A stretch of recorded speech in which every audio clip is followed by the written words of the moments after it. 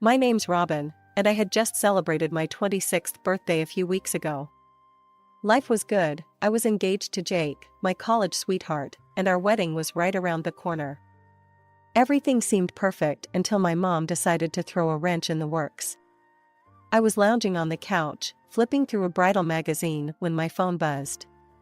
Mom's name flashed on the screen. I answered with a cheerful, "Hey, Mom, what's up?" "Robin, honey, I need your opinion," she said, her voice laced with excitement. "What kind of suit do you think would look best on Tom when he walks you down the aisle?" "I'm thinking maybe blue, but maybe black is more traditional?" I blinked, confused. "Mom, what are you talking about?" "Grandpa's walking me down the aisle." There was a pause on the other end of the line. Then, "What?" "No, Tom's doing it. He's got a teenage daughter, and he wants to practice. You know, to get a feel for when it's her turn." I sat up straight, my magazine forgotten. "Practice?"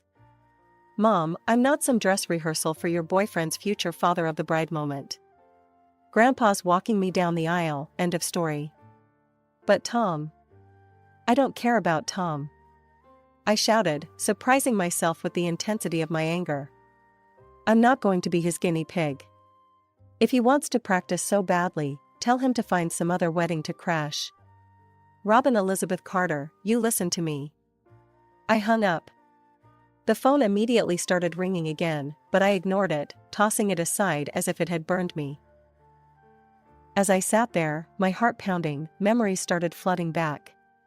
Dad's face, his warm smile, the way he used to swing me around in the backyard.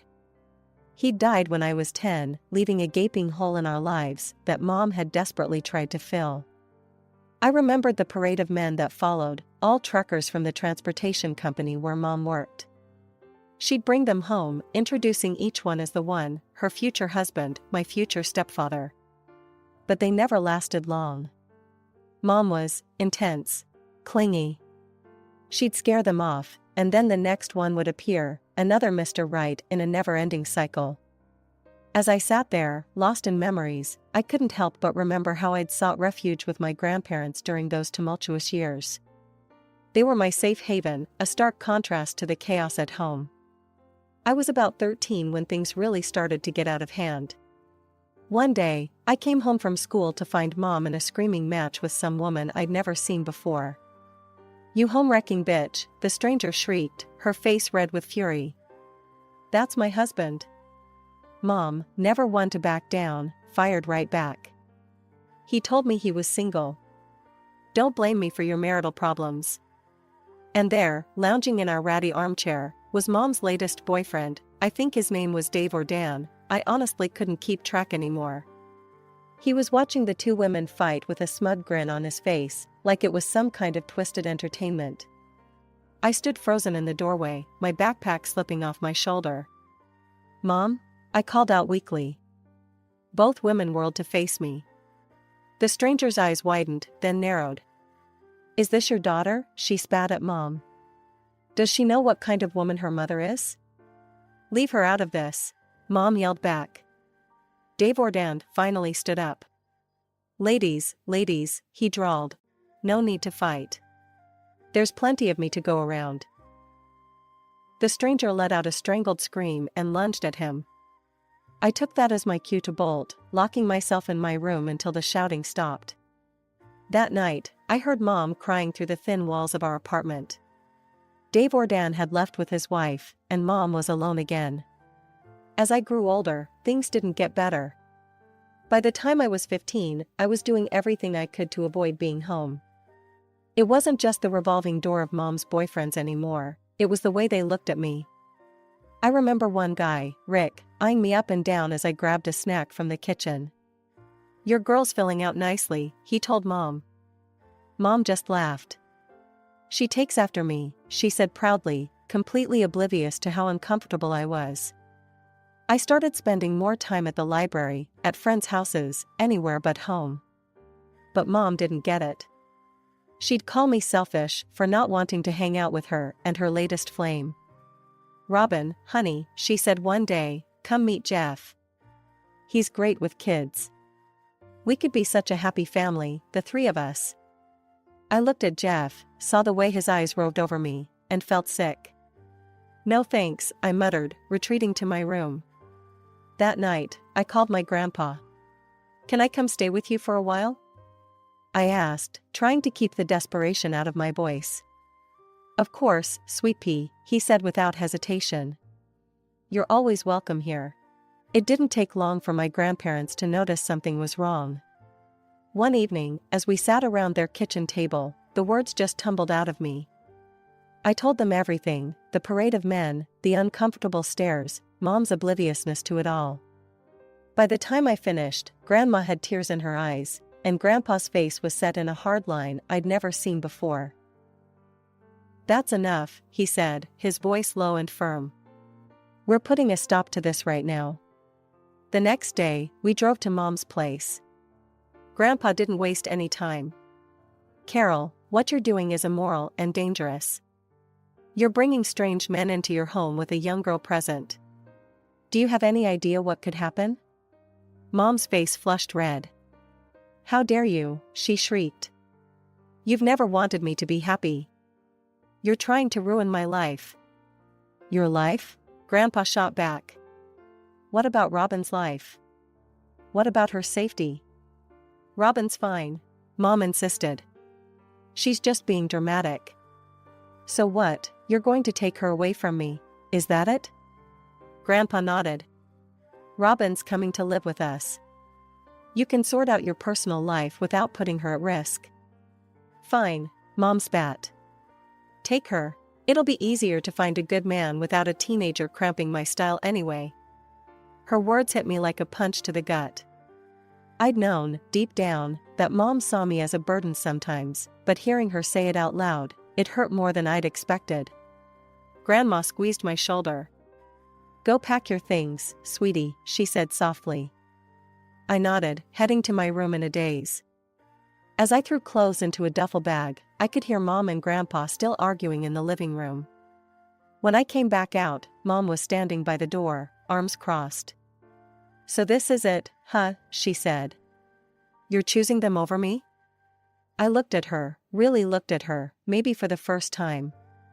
She seemed smaller somehow, more fragile. For a moment, I saw the scared, lonely woman behind the brash exterior.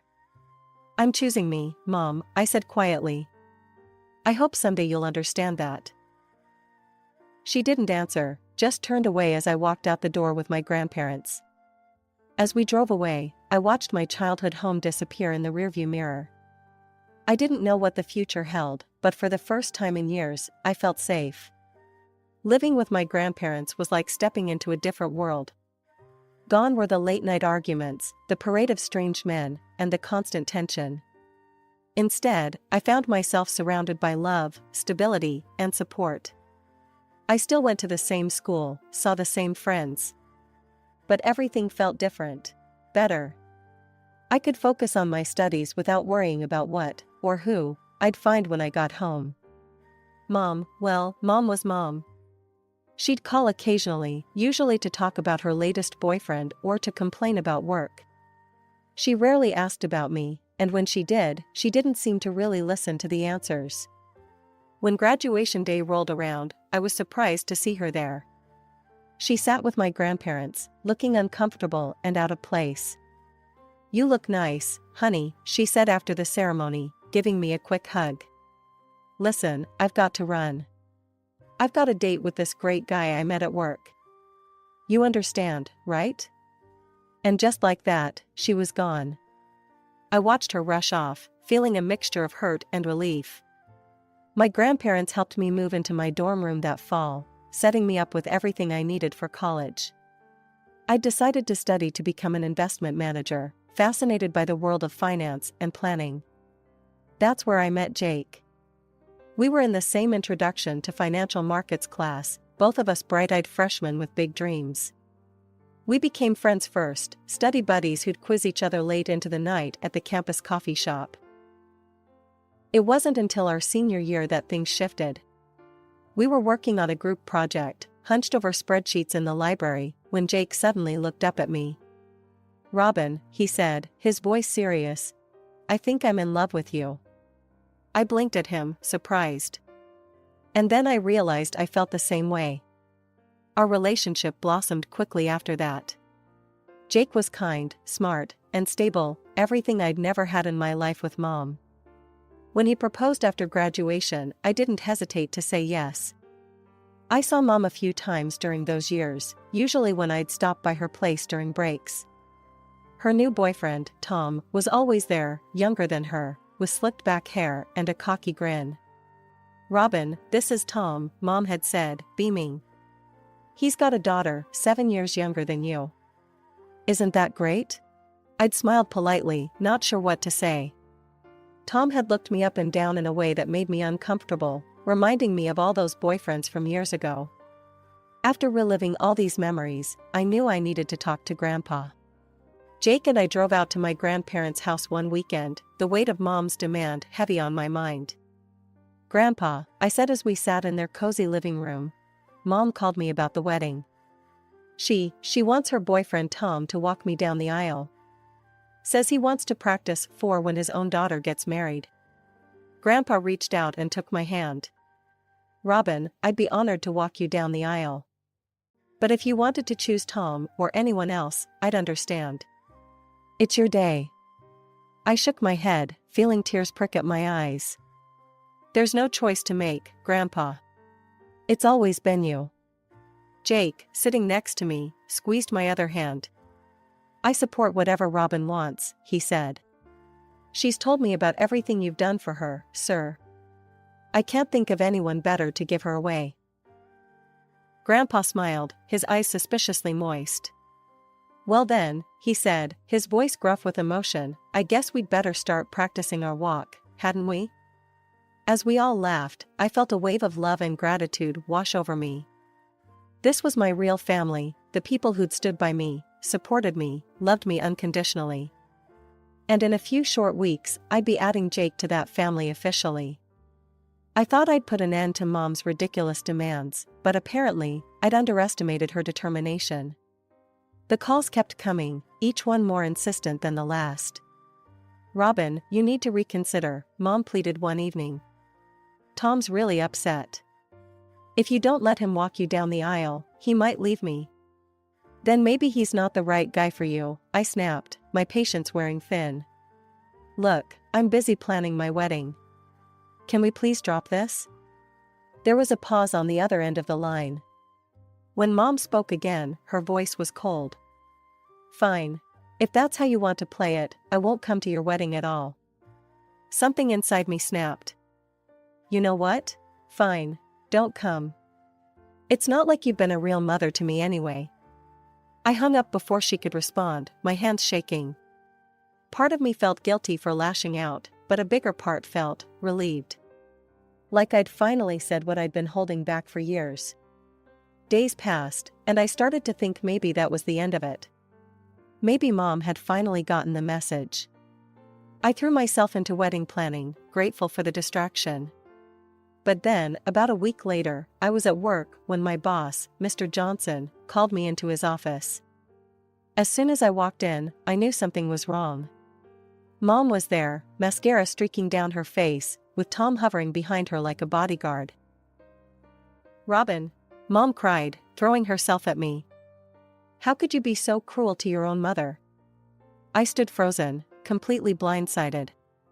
"Mom, what are you doing here?" She turned to Mr. Johnson, who was watching the scene with wide eyes. "Mr. Johnson, you have to talk some sense into her. She's breaking her poor mother's heart." Mr. Johnson stammered, clearly out of his depth. Mom barreled on, gesturing wildly between herself and Tom. "She won't let her parents walk her down the aisle at her wedding. Can you believe it? After everything we've done for her. Please, make her listen to reason."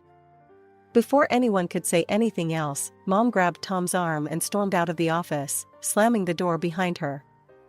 The silence that followed was deafening. Mr. Johnson leaned back in his chair, his expression a mix of concern and curiosity. "Robin, I think you owe me an explanation. What exactly is going on?" Haltingly, I began to explain about my childhood, about living with my grandparents, about Mom's revolving door of boyfriends. I told him about her insistence that Tom walk me down the aisle, and my refusal. To my surprise, Mr. Johnson's face softened as I spoke. When I finished, he let out a long sigh. "You know, Robin, your mother reminds me a lot of my ex-wife," he said, shaking his head. "I divorced her because of similar, dramatic tendencies. Always making everything about her, never considering how her actions affected others." Relief washed over me. "So, you understand?" He nodded. "I do. And I want you to know that I'm on your side here. Your wedding day is about you, not your mother or her boyfriend." I felt like a weight had been lifted off my shoulders. "Thank you, Mr. Johnson.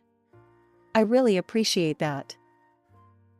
However, he continued, his tone turning serious, "We can't have scenes like this at the office. It's unprofessional and disruptive. I need you to handle this situation, Robin. Make sure it doesn't happen again." As I left Mr. Johnson's office, relief gave way to anger. How dare Mom show up at my workplace like that? She could have cost me my job. My first stop was the security desk. I explained the situation to Dave, the head of security, showing him a picture of Mom and Tom on my phone. "These two are not to be allowed in the building under any circumstances," I said firmly. "If they show up, please call the police immediately." Back at my desk, I opened my email, my fingers flying over the keyboard as I typed out a message to Mom. "Mom, your behavior today was completely unacceptable. You had no right to show up at my workplace and cause a scene. You could have jeopardized my career with your selfish actions. I've tried to be patient with you, tried to explain my feelings, but you refused to listen. So let me be crystal clear, you are no longer invited to my wedding. Neither is Tom. I'm asking you, no, I'm telling you, to stay away from me. Don't call, don't email, don't show up at my work or my home. If you can't respect my boundaries, I'll have no choice but to take legal action. Robin." I hit send before I could second-guess myself, then sat back, feeling drained but oddly liberated. That evening, I told Jake what had happened. He wrapped me in a tight hug. "I'm so sorry you had to go through that," he said. "But I'm proud of you for standing up for yourself." We called my grandparents and Jake's parents, explaining the situation. To my relief, they all supported my decision. As Jake and I went through our wedding guest list that night, crossing off Mom and Tom's names, I felt a mix of sadness and relief. Our wedding would be smaller now, but it would be filled with people who truly loved and supported us. "Are you okay?" Jake asked, squeezing my hand. I looked at him, at the love and concern in his eyes, and felt a wave of gratitude wash over me. "Yeah," I said, squeezing back. "I really am. And I meant it." For the first time in a long time, I felt like I was taking control of my life, setting boundaries, and surrounding myself with people who genuinely cared about me. It wasn't how I'd imagined my wedding planning would go, but somehow, it felt right. The day I'd dreamed of for so long had finally arrived. I stood at the chapel doors, my heart fluttering with excitement. Grandpa, dapper in his tuxedo, squeezed my hand reassuringly. The music swelled, and we took our first step. But before we could even enter the chapel, a shrill voice cut through the air. "Stop right there." Mom came barreling down the aisle, Tom hot on her heels. She jabbed a finger at Grandpa. "You, move aside. Tom's walking Robin down the aisle." I couldn't believe it. After everything, she was still trying to make my wedding about her. "Mom, what are you doing here?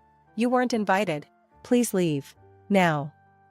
Mom's face crumpled, and the waterworks started. I'd seen this act too many times to be fooled. "How can you be so cruel? I raised you.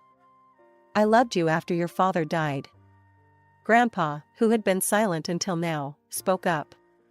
"Carol, that's enough. Everyone here knows the truth about who really raised Robin." I glanced around at our guests. Their faces showed a mix of shock, sympathy, and, was that a hint of amusement? Clearly, Mom's theatrics weren't winning her any fans. Mom must have noticed too, because her tactics suddenly changed. "Fine," she spat. "I don't need you, Robin. I have Tom.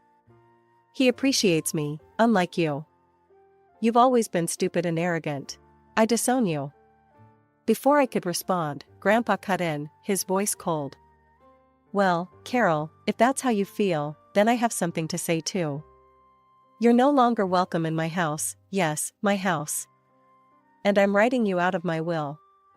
The change in Tom's demeanor was instant and almost comical. He paled, taking a step back from Mom. Carol. Sorry, but I didn't sign up for all this drama. Plus, without the house and inheritance, well, let's just say, I think I'd be better off finding a younger girlfriend. We're done." Mom's face contorted with rage. She let out a wordless scream, grabbing at her hair. "You're all against me. How dare you? I'll show you." Before she could finish her threat, 2 police officers who had been quietly called by one of the guests appeared at her side. "Ma'am, I'm going to have to ask you to come with us," one of them said firmly. As they led Mom away, her shouts echoing through the chapel, I felt a strange mix of emotions, relief, sadness, and oddly enough, a bit of pity. This was rock bottom for her, and part of me hoped it might finally be the wake-up call she needed. 30 minutes later, after I'd had a chance to touch up my makeup and calm my nerves, I once again stood at the chapel doors with Grandpa. As we walked down the aisle, I saw Jake waiting for me at the altar, his face full of love and concern. Our eyes met, and suddenly, all the drama of the past hour faded away. This was our moment, and nothing, not even my mother's antics, could take that away from us. The ceremony was beautiful, filled with laughter and happy tears. And as Jake and I shared our first kiss as husband and wife, I knew that whatever challenges life threw our way, we'd face them together, surrounded by the love and support of our true family. During the reception, guest after guest approached us, offering words of support and condemning my mother's behavior. "You handled that like a champ, Robin," my college roommate said, hugging me tight. "Your mom's got some nerve," Jake's uncle grumbled. "But you showed her what real class looks like." And as Jake and I drove off to start our honeymoon, I felt a sense of peace settle over me. The drama with Mom was behind us now. We had a whole new life ahead of us, and I couldn't wait to see what adventures it would bring. It's been a year since the wedding, and life has settled into a new, peaceful rhythm. Jake and I live in a cozy apartment just a stone's throw from our offices. It's not huge, but it's ours, filled with love and laughter. Every morning, we walk to work together, hand in hand, talking about our plans for the future. The house where I grew up, the one Mom used to live in, now provides us with a steady stream of rental income. We've turned it into something positive, using the extra money to save for our future and occasionally splurge on weekend getaways. As for Mom, well, I hear things through the grapevine now and then. Apparently, she's renting a small apartment across town. And true to form, she's on the hunt for her next soulmate. Some things never change, I guess. I haven't spoken to her since the wedding. Sometimes I feel a twinge of guilt about that, but then I remember the years of chaos, the constant drama, the way she tried to hijack one of the most important days of my life. And I know I made the right choice. One sunny Saturday morning, as Jake and I are having breakfast on our tiny balcony, he asks, "Do you ever think about reaching out to your mom?" I take a sip of coffee, considering the question. Sometimes, I admit. But then I remember how peaceful our life is now, how drama-free. And I'm not ready to risk that. Jake nods, understanding. "You know I'll support whatever you decide, right?" I smile, reaching across the table to squeeze his hand. "I know. And that means everything to me." Later that day, we're walking through the park when we pass a mother and daughter having a picnic. They're laughing, heads close together, sharing some private joke. For a moment, I feel a pang of what might have been. But then I think about Grandma and Grandpa, who call every Sunday without fail. I think about Jake's parents, who have embraced me as a daughter. I think about our friends, who rallied around us during the wedding fiasco and have been our rock ever since. I realize that family isn't always about blood. It's about the people who stand by you, who support you, who love you unconditionally. And by that measure, I'm rich beyond my wildest dreams.